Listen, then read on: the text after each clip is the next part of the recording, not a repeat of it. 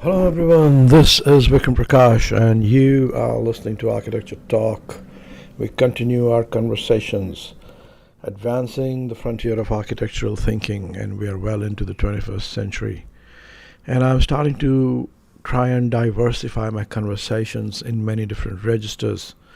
But today, by contrast, I am taking you back to a revisit conversation with Benedikt Hartl of Opposite Architecture from Germany. Benedikt, with his girlfriend, was in Seattle recently, and he and his girlfriend got on a tandem bicycle and rode it all the way from here down to San Diego, all the way to La Jolla, with, I think, Kahn's masterpiece there as their final destination. I talked to them about this ride. I talked to them about their experiences of being on the road as Europeans in Western United States, and I talked to them about how this impacts their conceptions of architecture. It's an interesting conversation, and I hope you like it, and more coming down the road. Here we go. Architecture is really the art and science of turning fiction into fact. Sometimes kind of real architectural life interferes with intellectual architectural life. There is no such thing as architecture. Hello, Benedikt. How are you? It was good to see you here in Seattle. To flag you and Johanna off from here in Seattle on your big bike trip all the way down the West Coast, mostly Highway 101, I think, and then maybe one, but we'll learn about that in 1 minute, all the way down to Tijuana, the two of you on a tandem bike. So I'm very excited to have you back here on the podcast to ask you about your journey and trying to figure out what it is that you saw and what it is that you thought you were doing. So start us off by giving us the basics, like, so from where to where do you go? How long did it take? How many miles? And rattle off some statistics for us. Hi, Vikram. Yes, it's very nice to see you. And thank you for having me here today to talk about our travel. I think we started in Seattle, where we met you. And then we had about 1.5 months going down to Tijuana. You said it right. We just went on the highway. So mostly it was Highway 1, then Highway 101. I saw all the American streets. So it was a very nice impression. Oh, you liked the American streets? I'm not sure if I like the American streets, but actually, like the reason why we went there was, I mean, we planned the trip when Putin attacked the Ukraine. Oh. And then, yes, it's very close to Germany. Yeah. And I mean, we in Germany, we don't have an army. So we kind of need a strong partner. And then we realized that, like, we are dependent on the States. Oh, so you were on the run. You were on the run from Putin. Yeah, not really, but maybe I also wanted to break down with some of my prejudices that I had about the US. I thought, like, give them a chance and spend 2 months on the street, learn the culture. And of course, it was also a trip about architecture. Yeah. But you know, you follow a long line of Europeans on the run. I think Banham did that. I think Foucault did that. I think a lot of theorists from Europe and architects come to the West Coast of America in search of alterity, in search of something else, because I can imagine this entire drive down the West Coast of America, at least in the mythic imagination of Germany, of where you are, must seem like a very different place. Was that the case, or did you just not know anything about the West Coast? Did you have a preconception about the West Coast before you started? Actually, not so much. So I think, like, it wasn't about like, of course, we looked at the architectural places that you can visit, about like the most important buildings that are located in San Francisco and San Diego. But actually, it was more about like a calm travel. So we wanted to experience the street, because I think American culture or American city is it's all is based on the street. And that's also what we wanted to experience. What do you mean by street? You mean the highway? I mean, the highway, yes, of course. And I mean, the gas stations, I mean, the culture of the gas stations. So that was actually the trip we were following. So we had always the next gas station in mind. That was the place where we got something to drink, got a hot dog. And that was also our only connection to American people. Because you don't meet many people on the street. So you meet them at the gas station. So that was kind of our door to America. The gas station. Yes. So Robert Venturi and Denise Scott Brown did Las Vegas, and you're going to do the gas stations. Yes, like the gas station stories. Gas station stories. Yes. So what did you learn about the gas station? I learned that the gas station is not only a gas station, but the gas station is like a cultural part in the US. It's a store, it's a post office, it's the meeting point, it's the place where the social life takes place. Mostly like at the gas stations, you have a bench at the entrance on the porch. Then you have like a board where you can read about the news, the local news. And it's a place where people hang out. People were just sitting on benches, having conversations. Yes. And they were friendly, they were open, they had time.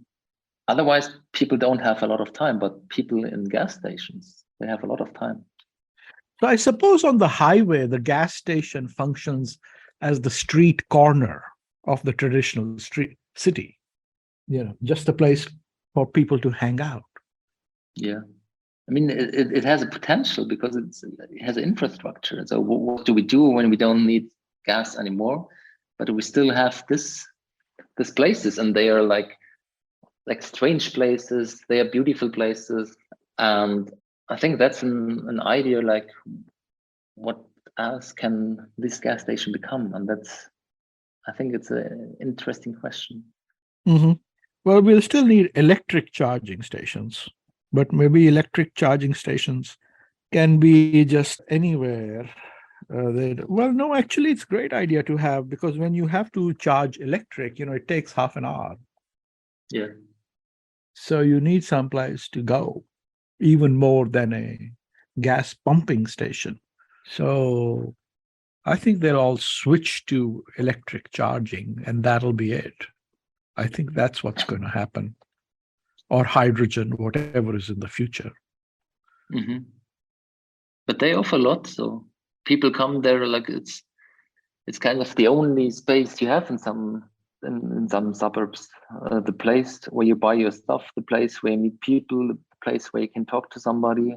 Because I think that's kind of very different to the European city. So in America and in the US, everything is like far away, and it seems like that there is no tradition the tradition of public life is very different than we have it in Europe. But then I think the gas station has this function, because one thing what we found like very scary in a way was that mostly you don't meet any people on the street. So when we went there by bicycle, and then we passed Aberdeen, which is very close to Seattle. Mm-hmm. It was like being in a movie where, like in a science fiction movie, where no people live anymore. Mm-hmm. And then there was actually one woman we met on the street. Mm-hmm. But then she was saying sorry for being on the street. So she said she's no homeless people, like she's not homeless. She's just waiting for her man who comes to pick her up. And she was saying sorry for being on the street. And that was a very strange moment for us at the beginning of our travel. So was it a lonely bike ride? Yeah, depends what you mean. Like I said that we did some counting, right? So maybe I can start with some countings which reflect on this question. So at the beginning, we saw the halfway until, I think it is Santa Barbara, we met like 7 bicyclists, but we met 14,000 pickups. We counted 92 gas stations.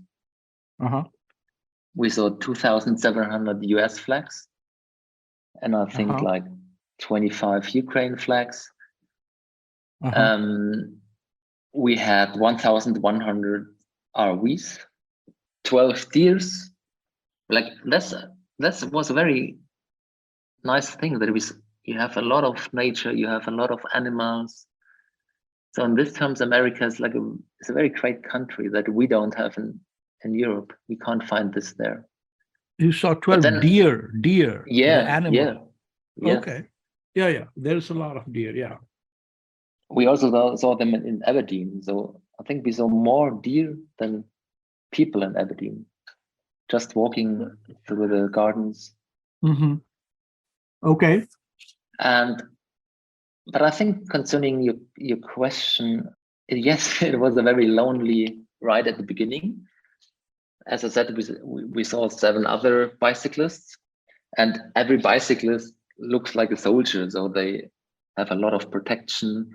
They were wearing the warning vests. So in this kind of terms, it was very lonely. But then actually when we went to Santa Barbara and Santa Monica, also at the beginning of California, it changed. And then you can see that there are bike lines. You meet also other bicyclists. But then you also realize that in the US, bicycling is like a statement. It also has a political thing.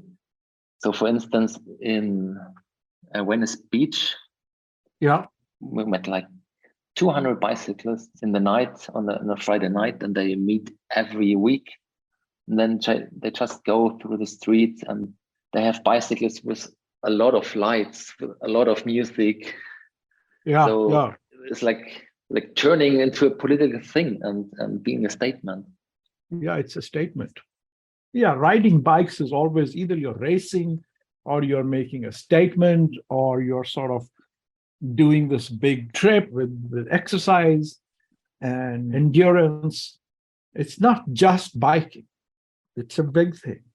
Yeah, we also met people who said like, be careful. If you're on the street, people think you're an ultra environmentalist. And that like, we also had like one experience. I don't know if you heard about coal rolling. What? Coal rolling? Coal rolling, yes. Coal rolling? No, I don't know what that is. I don't know actually how it works, but the car goes in front of you, and then somehow they get coal into the engine, and then you get blasted by a big by a black smoke. But people told us, other bicyclists told us that this happens a lot. So really, people don't like. Yes. So it's just a microaggression for no reason. They just think that you're weird environmentalists. Yes. And you're we are just going on the bike. So yeah. I mean, this is an issue with America. A lot of liberal population all live in urban centers. The entire non-urban country has been depopulated and given over to people who feel marginalized, and in many ways for that reason become ultra conservative. Yeah, but for your question, of course, it wasn't always lonely. It was lonely on the streets because it's you against the cars. Yeah. But then on the other side, America is like, people are super friendly and they invite you. So it's like maybe like Robert Venturi describes in his book. So it's a lot of contradiction that you can find in America. Mm-hmm. So describe to me a memorable encounter. What were the good, interesting stories? So once we were, yeah, like it was in Gold Beach. Then we just went to a shop to buy a breakfast, and then when we wanted to pay, for instance, they told us that the man before us already paid for us without even talking to us, and that's something what maybe wouldn't happen, I guess, in most countries in Europe. But in America, this happens a lot. It's like people are proud of their country or proud of the city they are, and they just want, to give you something back as a traveler, and that's was a very nice thing. Of course, it's still like a country of freedom, so mostly like people don't care so much what you do, so you can do whatever you want. But yeah, in some parts it's a good thing, of course. In other parts, it's maybe also a bad thing.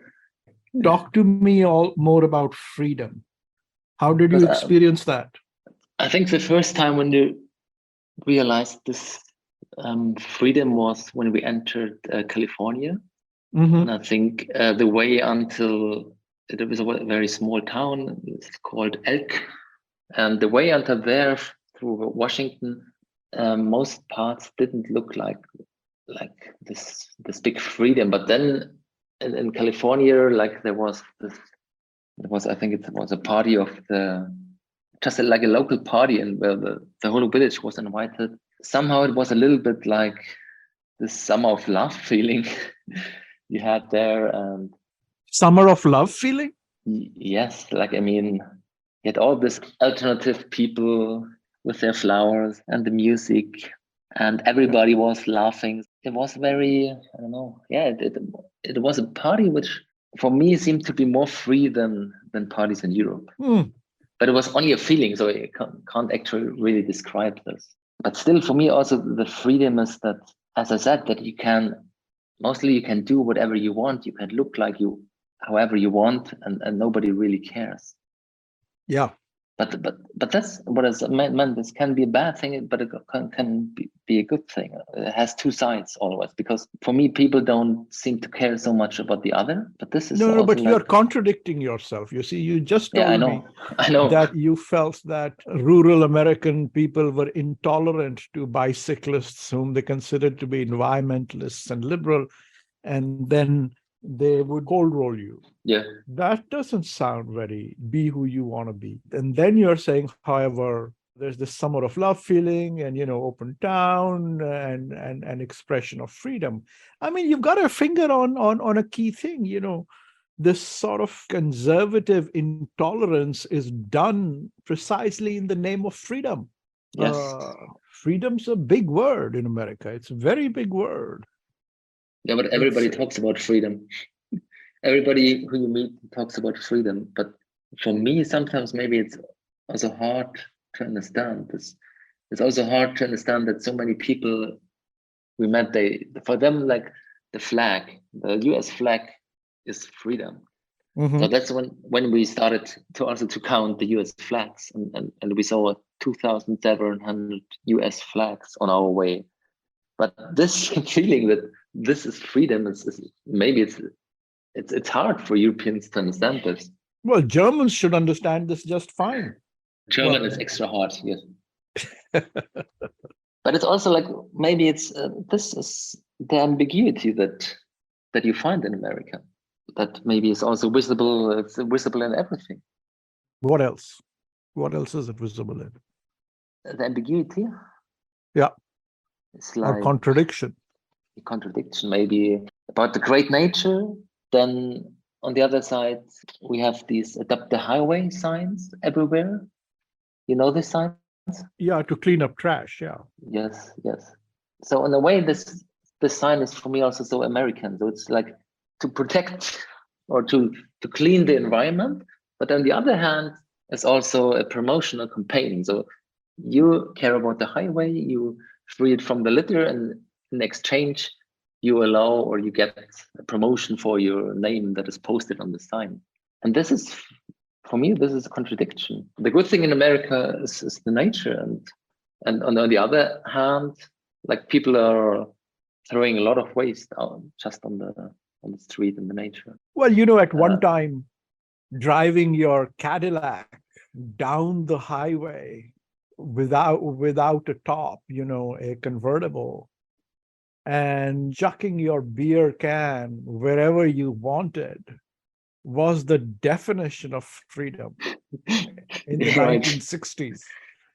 Yeah. Or you were on a motorcycle, a lazy rider, and you went down Highway 101 and the Highway 1. Those are exactly the roads, Highway 66 and Highway 101 and Highway 1. These were the roads that stood for freedom. Yes. But that's maybe the thing what we don't understand. So, or the thing what is like as a European, it's hard to understand that this is freedom as well. You always have the feeling of the freedom, but yeah, for me it's hard to explain. But that's what you said, yeah. And you, but I mean, you have this feeling all the time that you can do what you want. You have this feeling all the time that you can do what you want, and you don't have this in Europe. No, we have more rules, I guess, and we think more about this. No, we have the same number of rules here. I'm talking culturally. Yeah. Have you done a long bike trip in Europe? Yes, but not that long. Yeah, I was doing maybe some 2-week trips, but not like a 1 and 2 month trips.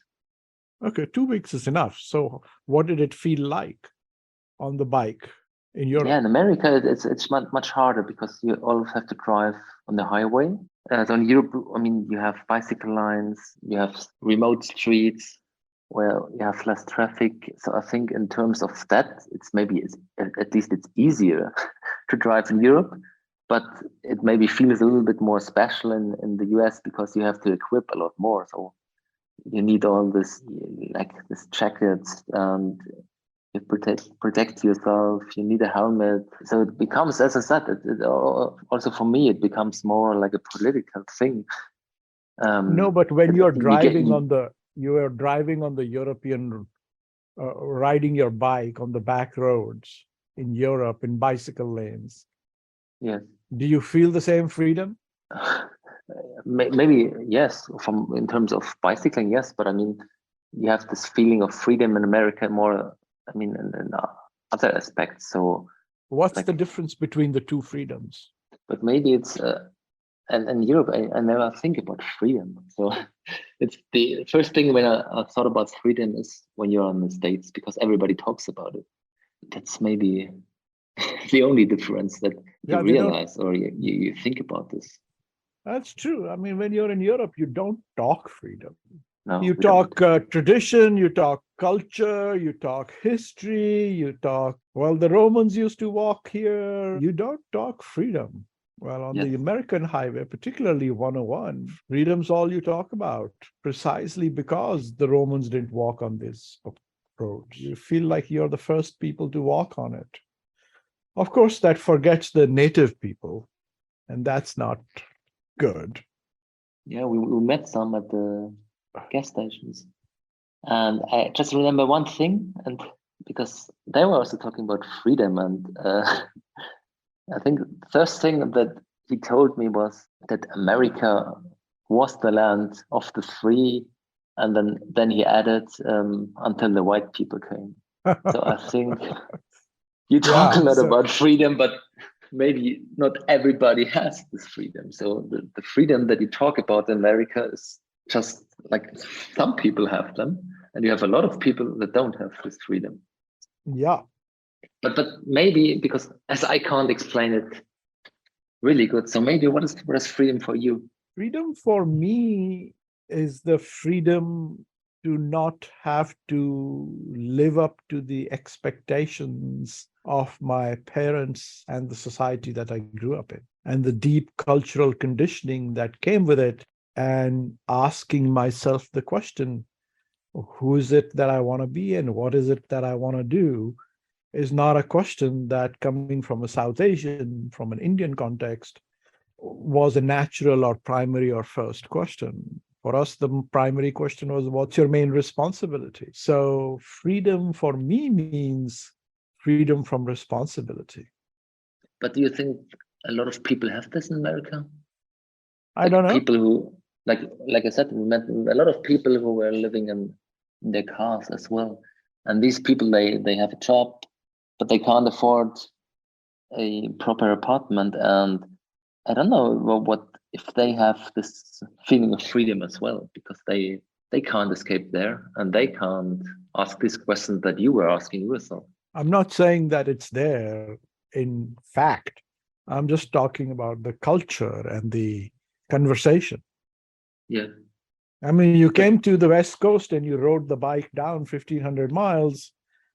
You said to experience American culture, but maybe you were also looking for freedom. Maybe I was looking for it, but I think I didn't really get an answer to this question. What does she think? I don't know about, like, we never talked about freedom. Because Really? as that, like, no, we didn't. We talked about beer. Deer. Oh, I thought you talked about beer. No. And then we talked about how can we find a proper place to sleep. Talked about how can we afford this apartment, which, like, America was super expensive for us. Uh-huh.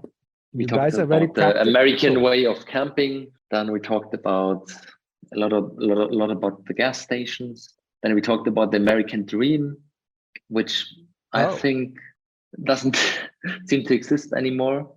Why do you think that? Why did you and Johanna think that?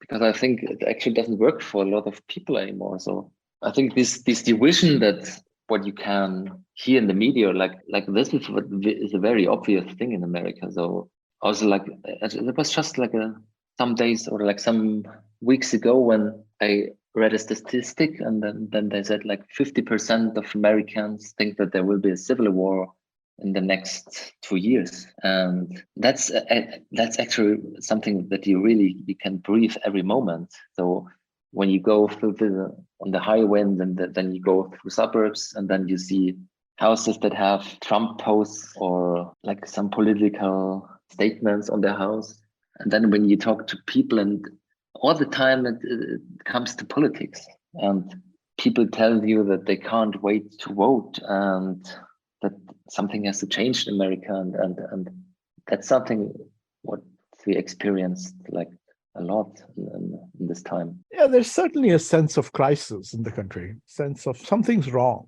something's rotten in the state of America. That's a feeling. Yes, but that's the feeling from everybody, right? Yeah. What's the difference between the American and your way of camping? Maybe I can explain. Like, we had 2 very small bags with us.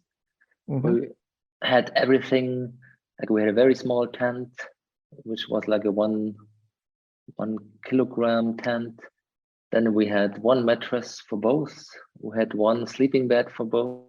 So we had like we had to do an ultralight version of camping. Mm-hmm. And American way of camping is having a very big RV with you, maybe having a generator, Yeah. having a lot of eating, Yeah. having a lot of luxus, like this luxury that you can experience in the nature. Yeah. But also meeting a lot of people. Like, yeah, it's like a party. Yes, yes, you got it. It's like a happening where you have, like, mostly I think people go there with a big family. Yes. And yes, but the thing is, you have everything that you have in your apartment, you also have in the nature. Right, exactly right. You're in nature, but you have your RV and you have your comfy bed and your espresso right there. That's the definition of freedom in America. Yeah, but that's maybe the thing what it's hard to understand for us. Because for me, freedom is not having all this luxury, but maybe just like having a little thing. And then, like, after 1 day of bicycling, when you had like 10 hours bicycling, and then you arrive late night somewhere and you just set up your tent, and maybe you have a little pasta that you can eat, and then you go to bed and then you sleep. That was our way of camping, and our way of freedom as well. That's your way of freedom. So there we are. So the difference between the 2 freedoms is architecture. Okay. So one architecture is in an RV and comes with an extension that you can sit out in comfy chairs. And the other definition of freedom is where everything's on your bike and a tent that weighs 2 pounds and one sleeping bag. Yes, true. These are architectural questions. It's opposite architecture. Yes. The question is, what do we make out of it? Like, I think we can't like build more and more. So at some point, I think we have to reduce. Then I think my way of freedom, where you reduce yourself, will become more important again. So, I mean, climate change continues, and at some point, like many countries, many places, will not even be possible to live there. So then I think we're coming back to this camping culture. So now you know why they don't like the environmentalists, because climate change means less freedom for them. True. Climate change is more prison-like. Yeah, but that's also what we discuss here, of course. But What? at the end, you just have to sell it differently. You don't have to sell it. It's also freedom. That's what you said. Like, there are two kinds of freedoms, and you just have to sell the other kind of freedom. Well, sell it to me. I'm not buying it. Yeah. Have you been on a bike for a long time?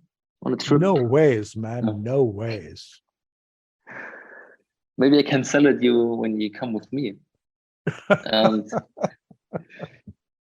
I'll do it for you if you will come on an RV with me.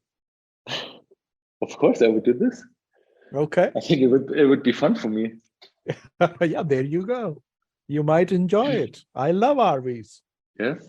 But Yeah. maybe I can explain what is the freedom when you come with me. So the freedom when you come with me is that you have nothing with you. You have actually also don't have anything to think about, because the whole day you're just on the bike. So you know that you can't answer your phone because your phone is not, it's somewhere in your bag. You can't even have a look at it. And you just know that, okay, now you're driving like 3-4 hours and the next point is the next gas station. And until there, you don't meet anything. You also don't see anything. Just see the road, you just see the cars passing by. And you're just in the mood of bicycling. And at the end of the day, you're super exhausted, and then you just set up your tent, you cook something, and then you fall asleep. And that's a great freedom, because you get free in your head, and you don't have anything to think about. And that's maybe the best thing in this freedom that I am selling you. Okay. Sounds very Lutheran to me. You don't see a point in it? Well, Joni Mitchell, was it Joni Mitchell? Yeah, I think it was Joni Mitchell who said, freedom's just another word for nothing left to lose. And I'm wondering if that applies to what you're talking about. If you don't have anything, you are not worried about losing it. If there's nothing you can do, then you don't worry about not doing it. But it's paradoxical, you have to admit. Yeah, but maybe that's the feeling that you're describing, and that's, I think, what we had on a bicycle race, because you don't have anything, and you know that, yeah, during this whole trip, you can't even, you won't have any luxury. You can't work. Yeah, that's the freedom. Who wrote, do you remember that poem? Well, you probably know in English literature, The Vagabond. Was it Robert Louis Stevenson? Bed in the bush with stars to see, bread I dip in the river. There's the life for a man like me, there's the life forever. Wealth I seek not, hope nor love, nor a friend to know me. All I seek is the heaven above and the road below me. I think that sounds like freedom. Okay. Did you see any good architecture? You told me that there is no architecture in America when I met you. So, so I forgot all about the good architecture, Actually, I tried to get it to at least Louis Kahn's Salk Institute, Uh-huh. but unfortunately it wasn't possible. So there was a wall around it and you couldn't enter it. Oh, really? And yes, because of like that it was because of COVID. Looked more like a permanent thing. Oh, I see. So you didn't see any architecture with a capital A? Actually, I'm not so much into big architecture. Of course, I've been to Seattle, I've seen the library, but actually the trip was not about this star architecture thing. It was more like a small architecture and more about the urban feeling. So Well, the did you see suburb. any small architecture? Did you make plans of all the gas stations? Yeah, we draw some gas stations. We had a sketchbook with us. And because they are also they look very different. And everybody gets like an individual touch on their gas station. Yeah, and also like the thing with the porch at the entry, and then you have some flowers. So actually people, they care about the gas station. They care more about the gas station than they care about their own house. And then I said it was more about the suburbs, and because I mean the American suburb is also very different to the European one. The houses are very far away, so you have like a very big distance to the street. You have a lot of signs which tell you not to enter the property. You have a lot of the American flag. Yeah, it was more this feeling because it's completely different than that you have, for instance, in Italy when you walk through the narrow streets. Yeah, the suburb is the architecture for the cars. So I'm wondering what happens if we are not allowed to drive any cars anymore.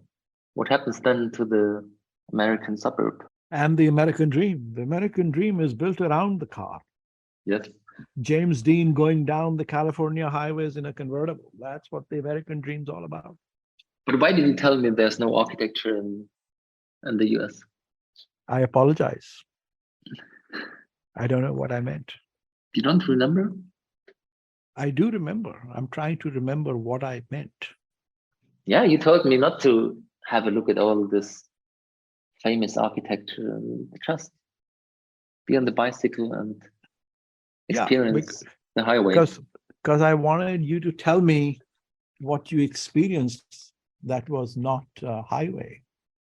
Because that's what I wanted to see, wanted to hear from you. But you told me that you drove the whole way with a car, right? I did. I had the best time. The best time in your life? Yeah, I had a great time. Me and my son, we were in a Tesla and we went from supercharger to supercharger, met people there and stayed in motels and roadside hotels and ate food from drive-thrus. We had the best time. It sounds very similar to our travel, actually. We were on the same road, 101. Yeah. How long did it take? 1 week return, both were directions. And what was the best impression or like the best thing when it comes to architecture that you experienced on this trip? The forests, the redwoods, the big trees. Avenue of the Giants. Avenue of the Giants. Incredible. Yeah, this was actually also the best thing on our trip on a bicycle, because it was, I think it was 2 or 3 days driving on the streets in the forest, and there were very little cars, like very less cars. So it was the best time when you had like, sometimes we had hours when no car was passing by. Yeah, those trees are impressive, no? Yeah, they're wonderful. Like once we slept in one of these trees. So. Oh, really? Wow. Yeah, it was like, they're so big, and they have like these big holes. And once there was one hole which was exactly the size of our tent. Wow. So you slept in a redwood? Yes. We were a little bit afraid of the wild animals. At least my girlfriend, she couldn't sleep because she was always listening in the forest, and yeah. It's all domesticated now, though. But I asked you about architecture, and you came up with these trees. So I think you have to explain me how this comes to architecture. Well, I think trees are architecture. This is where we are going. I just designed Kishkinda, which is a forest city, which is trying to ask, what if we converted Manhattan into a forest, and not a forest that's not inhabitable, but an inhabited forest. So we need to undo the opposition between architecture and the tree. So I love your concept of a tree in which you can camp. It seems to me a prototype for the future. It seems to me that's where architecture is going. Yeah, but for you, everything is architecture, right? That is what, yeah. Architecture is learning to live on planet Earth, in harmony with everything else that lives over here. What else is architecture? Architecture is not old European medieval cities or the American suburb. So how do you think you will live in let's say 50 years? In your tent, in a redwood. Yeah, do you think this? That'd be the starting concept. But how do we get to this point that people do this? So would there be a crisis or? Well, before there's a crisis, we need the imagination. The problem is we don't have that imagination. Just now, when we talk about architecture in the environmental crisis, all you get are green roofs and, louvres and operable windows and carbon sourcing of materials. That's all you get. You just get technology. Yeah. So you don't think that we solve our future with technology, but we have to step back? No. Technology is good, but technology has to be supplemented with imagination. Just now, technology says you can continue to live in your cities. You just need better technology. So you think we will live in the nature together with technology and trees? Yes, and animals. And all those things your girlfriend was scared of. I didn't know that you're an utopist. This is not utopia, my friend. Yeah, this is the future. This is the project we're exhibiting in Venice. Please come in June. We have a project called Kishkinda, New York. And this is what it's all about. Sounds great, yeah. So you just the first time when it's exhibited, or you can have a look at this before? You can have a look at it now on the website. Okay. At the Office of Uncertainty Research.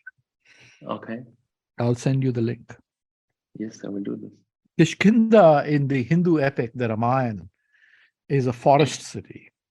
There are two other cities in the Ramayana, Ayodhya and Lanka, which are traditional cities, a utopian city and a immoral luxury city. Mm-hmm.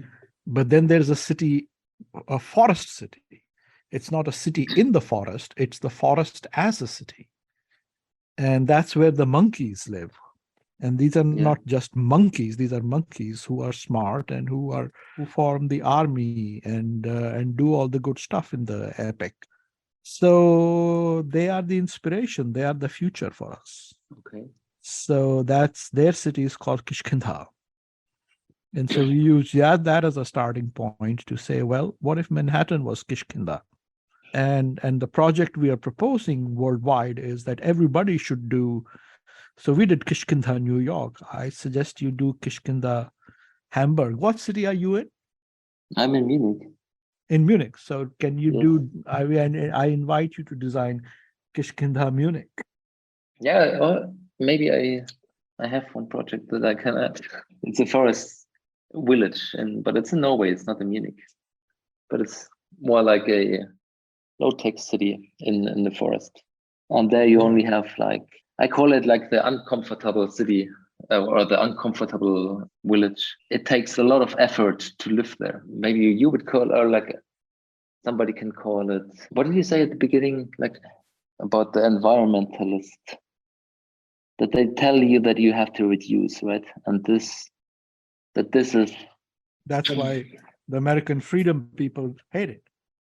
Yes, yeah, you connected it to freedom, right? Yeah. So actually the forest village that we designed in Norway is uncomfortable, and for instance you have only one room which is heated, so in the winter time you just reduce your whole living into one room, And in the summer you expand and you have like 4 rooms, 5 rooms. So you begin more to live with the nature, and the whole village is, let's say, disconnected to the earth, so that you have the nature, the environment, and the animals that live besides the humans, and they're not distracted by the humans. And then also, of course, you live with the rain, so you only collect your own rainwater.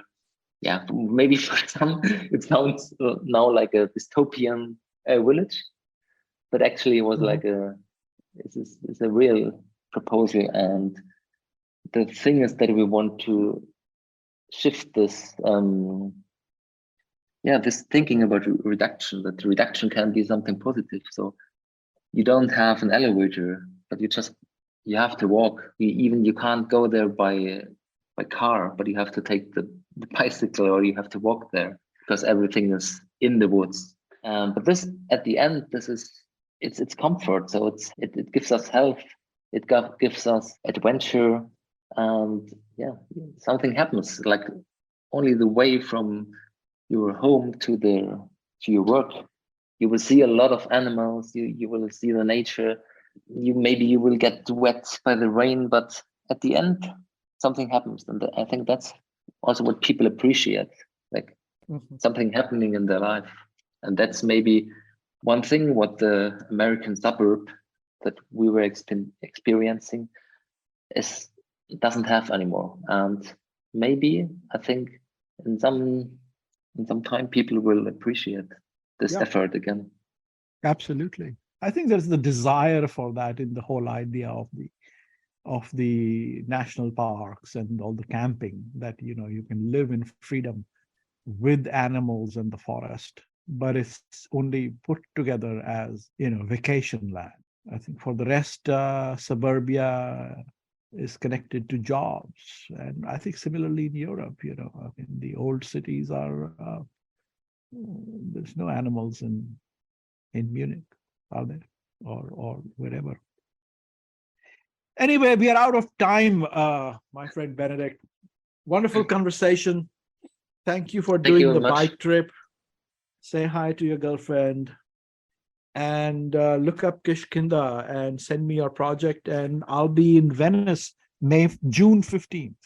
June 15th, we are going to be having a dance event connected with Kishkinda. So how long will you be there?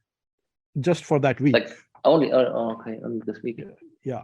Yes, I will come there, of course. Please come. I come with a bike. Come with a bike. It's over the Alps. Yes, I did this already twice, because it's actually one of the nicest bike trips you can do. It's a bike trip where you don't meet any car at all. You have like street without cars the whole way to Venice. Perfect. Yes. I will wait for you. I will wait for you. Perfect. Thank you very much for the conversation. All right. Thanks a lot, Benedikt. Bye-bye.